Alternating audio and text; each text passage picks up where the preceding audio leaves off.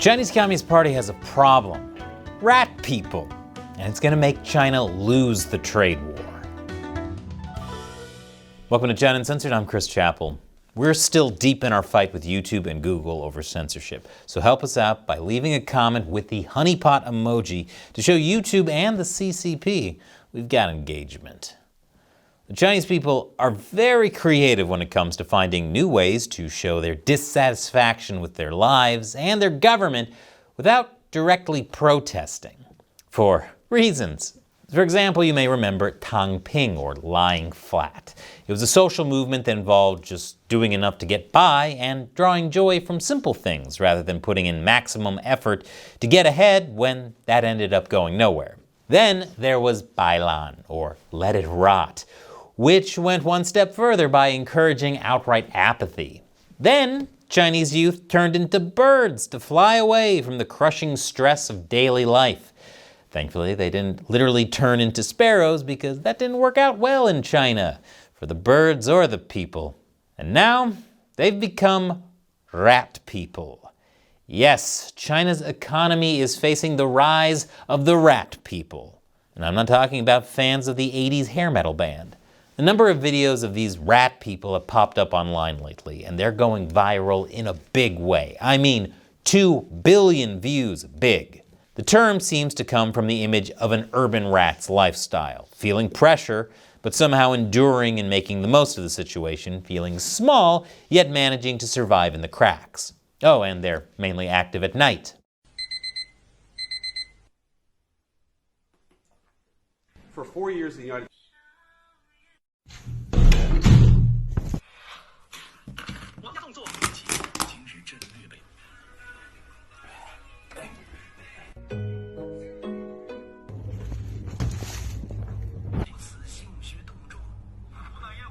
Man, that looks like an episode of Black Mirror where they forgot to add the plot and just showed the dystopian future part. These quote-unquote rat people feed on junk, try not to be noticed, and try to expend as little energy as possible. It's like living in a college dorm forever, because you can't find a decent job after college. For some people, drinking beer, watching TV, and eating snacks in bed might sound enjoyable compared to the rat race, pardon the pun, but there's definitely a darker side to this as well.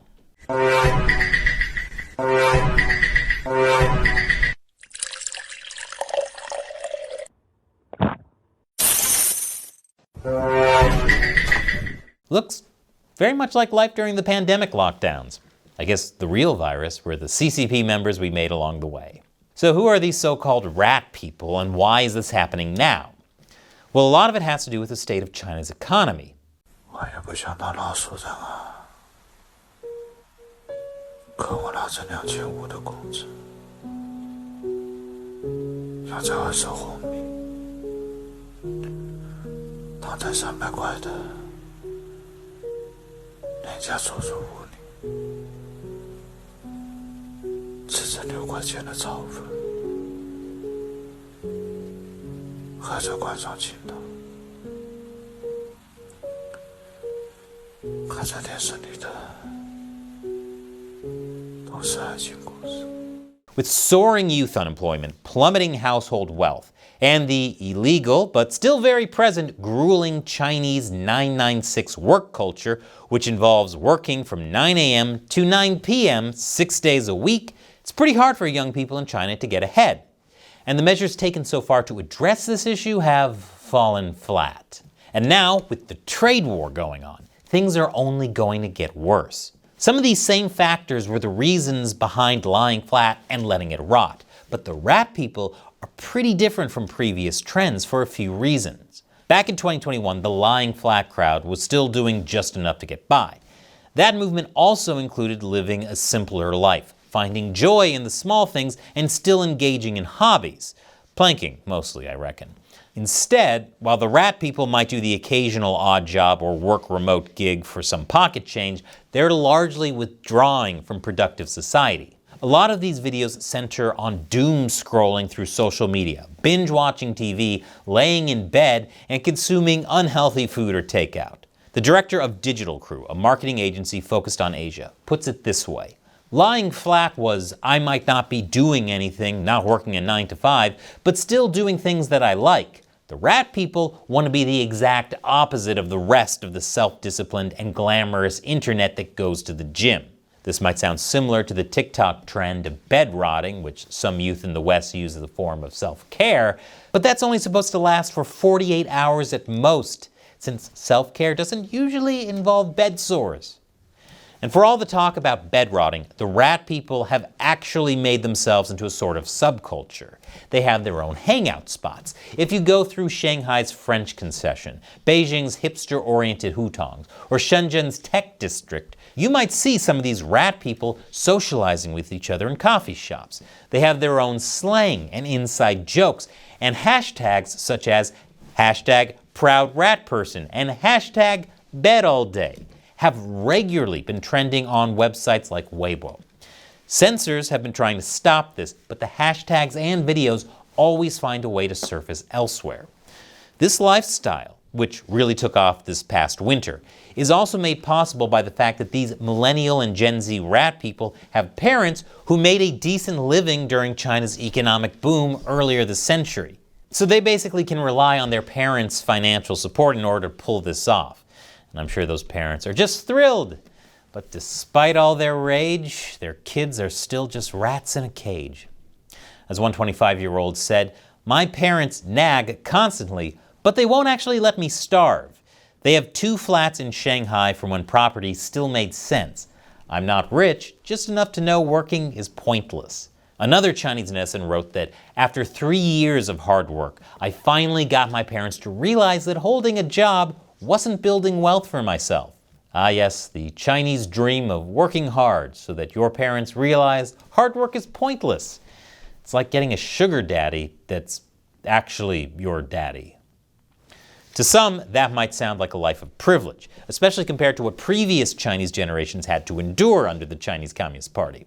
But it's also an expression of a deep sense of purposelessness in a society where effort increasingly gets you nothing. This movement, while on the uptick, certainly doesn't represent the majority of Chinese youth. One 28-year-old bank official admitted that he follows many of these accounts and that it makes me feel better about my own life. Like, I missed the gym yesterday and felt rubbish. Then I saw this girl bragging she hasn't seen daylight in a week. No daylight in a week? I feel like that's less of a rat person and more of a mole person, or whatever those monsters from the Dissent were, person. While it may not be widespread yet, Beijing does seem to have reason to worry about this trend. For years, it has tried to encourage productivity, especially amongst youth, to boost its troubled economy. And it has tried to redirect unemployed youth from the cities into new forms of productivity. First, it encouraged more college graduates to gain a master's or doctoral degree. Then, it also encouraged moving to rural areas for farming or other blue-collar work, pointing out that it would also revitalize neglected areas of the country. But as China has grown wealthier over the decades, fewer young people want to do this kind of work. Even with farming simulators like Stardew Valley making it look like so much fun.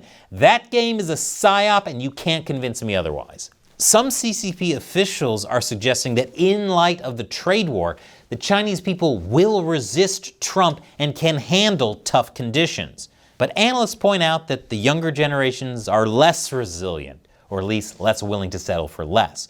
So other than simply not being able to find a good job, or any job at all, maybe this rat people trend is a subtle form of protest, a dark, lazy, and I can only assume, smelly protest.